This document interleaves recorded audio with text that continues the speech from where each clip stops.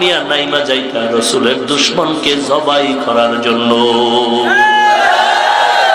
দুনিয়ার অপরাধীদের ফাঁসির দাবি নিয়ে রাত দিন নারী পুরুষ ছোট থেকে বড় না খাইয়া ঘুমাইরা রাজধানীর রাস্তায় রাস্তায় স্লোগান দিতে যদি পারে, ওরে মুসলমান, এই দেশটা তো মুসলমানের দেশ, কিসের ভয়?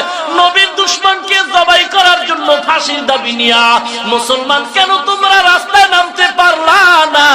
কপাল কিন্তু খারাপ খারাপ, একদিন কিন্তু তোমার জবাব দিতে হবে। আমার নবীর গালি দেয় তুমি ঘুমাও। যদি আজকে নবীর মোহাব্বতের রাস্তায় নেমে যাইতাও, ওই দুশমনের বিচার এতদিন এই জমিনেই হয়ে যাইতো।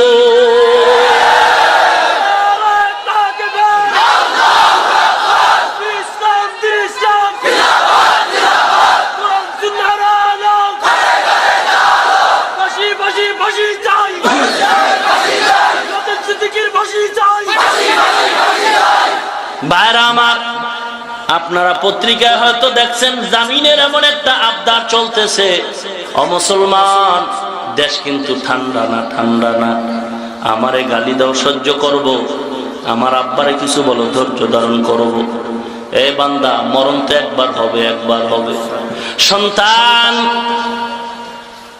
মাকে সকাল 10টায় বলে, মা আমি একটু ফরিদগঞ্জ বা চাঁদপুর যাই, 2 ঘন্টা পরে আসবো, 1 ঘন্টার সময়। মোবাইল উঠছে, মা কানের মধ্যে লাগায় শুনে কান্নার আওয়াজ। ডাক দিয়া বলে, কে কাঁদতেছো, কি ব্যাপার? বলে, তোমার সন্তান সবে মাত্র সাদা কাপড়ের বাসিন্দা হয়ে গেছে। এলাকার মা বোনেরা, ও বৃদ্ধ বাবাজিরা, ও কলিজার টুকরা আমার যুবক ভাই, ঘুমানোর সময় নাই, ঘুমানোর সময় নাই। যদি ঘুমায় থাকো আরো কিন্তু বিপদ আসতেছে। অতএব এখন থেকে রেডি হও, রেডি হও, কাফনের কাপড় কিনে রেডি হও। আর মা বাবার সালাম দিয়া দাও, ও মা, আমারে যদি দেখো আমি ঘুমের বিছানা নাই, আমারে খুঁজবা না, খুঁজবা না। কারণ আমার নবীর দুশমন একটু ঢুকছে, আবার বের হইতে চায়। আমরা মুসলমান এই জমিনে থাকবো, আর নাস্তিক আরাম করবে, হতে পারে না গো মা।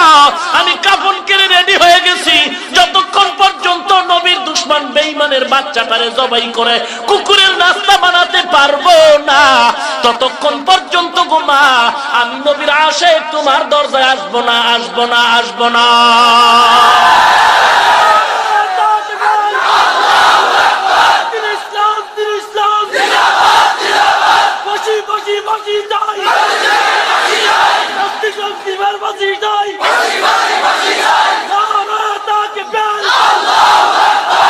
ভাইরা আমার, এ দেশের মুসলমান বা ইসলামের সাথে গাদ্দারি করে কোন পরাশক্তি, কোন বেঈমান এ জমিনে সম্মানের চেয়ারে বসে থাকতে পারে নাই। অতএব আমাকে বলো, আমার পীরকে বলো, যাকে বলো, একটু ধৈর্য ধারণ করে মেনে নিব, নেওয়ার কথা না, নিব। কিন্তু রাসূলের ব্যাপারে, কোরআনের ব্যাপারে, ইসলামের ব্যাপারে, মাদ্রাসার ব্যাপারে আল্লাহ না করুন, আল্লাহ না করুন, আল্লাহ না করুন, আমার আব্বাও যদি বলে জবাই করার জন্য আমি একাই যথেষ্ট।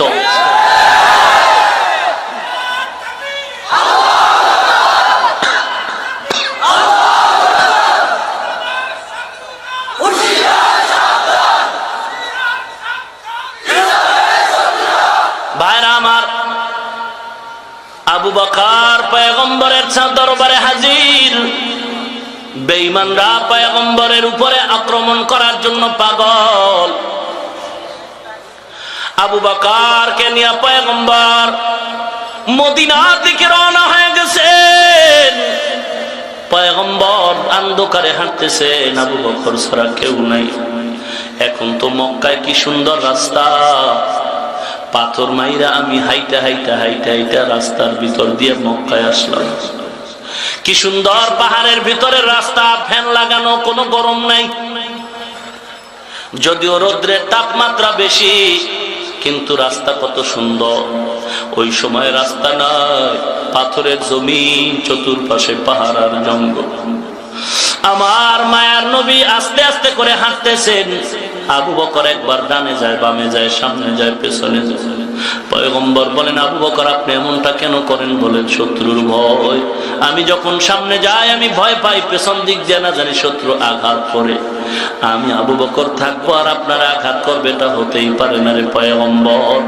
যদি শত্রু কোন আঘাত করতে চায় প্রথম গুলি আমি আবু বকর নিব, তারপরে আপনার, এর আগে হবে না রে পয়গম্বর। আবু বকর আমার নবী কিনা কদম দিয়া আস্তে আস্তে করে হেঁটে হেঁটে একটা গুহার কিনারায় দাঁড়াইছেন। রাত শেষ হয়ে গেল, আমার নবী একটু বিশ্রামের জন্য দিনের বেলা গুহার মুখ দিয়ে ঢুকতে চান। আবু বকর একটু দেখেন ভেতরে কি অবস্থা। আবু বকর ঢুকলেন, পরিষ্কার করলেন, আমার নবী গুহার মধ্যে প্রবেশ করলেন। গুহার মধ্যে প্রবেশ করার পরে আমার নবী ক্লান্ত, মায়ার নবী হেঁটে হেঁটে কত কষ্ট, রাত্রিবেলা কাফেরারা ঘুরতেছে, কই মুহাম্মদ তো নাই। আবু বকর যখন ভেতরে আমার পয়গম্বরকে নিয়ে ঢুকছেন, আল্লাহর কুদরতি হেফাজতের মাধ্যমে গুহার মুখের মধ্যে মাকড়সার জাল, কবুতরের ডিম তা দেয়। আবু বকরের পা মোবারকটা এভাবে সোজা করে দিলেন, মায়ার নবীর মাথা মোবারকটা আবু বকরের উরু মোবারকের উপরে রেখে একটু ঘুম পড়ে গেলেন। আমার নবী তন্দ্রাচ্ছন্ন। আবু বকর তাকায় দেখলেন চতুর্দিকে ছোট ছোট ছিদ্র দেখা যায়, না জানি কোন শত্রুর আঘাত হয়ে যায়। আবু বকর কাপড় ছিল, গায়ের চাদর ছিঁড়ে ছিঁড়ে ছিদ্র বন্ধ করে, কাপড় ছিঁড়ে ছিঁড়ে ছিদ্রগুলো বন্ধ করতেছে। কাপড় শেষ, তবে একটা ছিদ্র এখনো বন্ধ করা হয় নাই, ছিদ্র এখনো শেষ হয় নাই, কাপড় নাই। আবু বকরের অপর পায়ের গোড়ালিটা দিয়া ছিদ্রটা বন্ধ করে রাখলেন, চেপে ধরলেন। আল্লাহর কুদরত, ওই গর্তে ছিল একটা সাপ, অনেকদিন পর্যন্ত অপেক্ষা করতেছিল আমার মায়ার নবী এই গর্তে একদিন আসবেন, তার সাথে একবার মোলাকাত করব। সাপ আমার নবীর সাথে মোলাকাত করার অপেক্ষা, কিন্তু না না, আবু বকরের পা মোবারক দিয়া আটকান। সাপ এবার দেখা করতে চায়, আবু বকরের পায়ে আঘাত করে, আমার একটু সুযোগ দাও, মায়া নবীর যদি দেখতে না পারি আমার কলিজা ঠান্ডা হবে না। আবু বকর পা সরায় না। সাপ এবার সিদ্ধান্ত নিল, যদি পায়ে দাঁত বসায় দিতে হয় বেয়াদবি হলো, আমি মায়ার নবীরে না দেখা ছাড়ব না।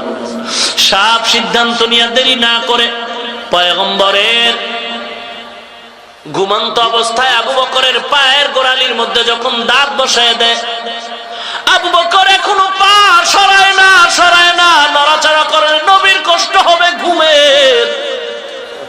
আবু বকর পা না সরায় বিষের যন্ত্রণা সহ্য করতে পারে না রে আবু বকর, দাঁত ঘাবড়ায় বসে আছেন। আবার মায়ার নবী আবু বকরের রুর উপরে মাথা মুবারক রেখে ঘুমায়।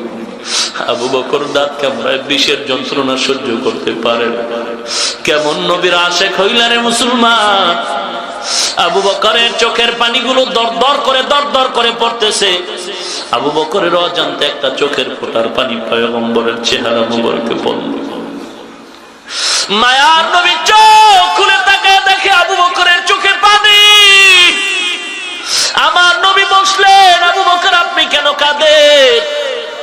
আবু বকর বলেন, পয়গম্বর এই ছিদ্রগুলো কাপড় দিয়ে বন্ধ করলাম,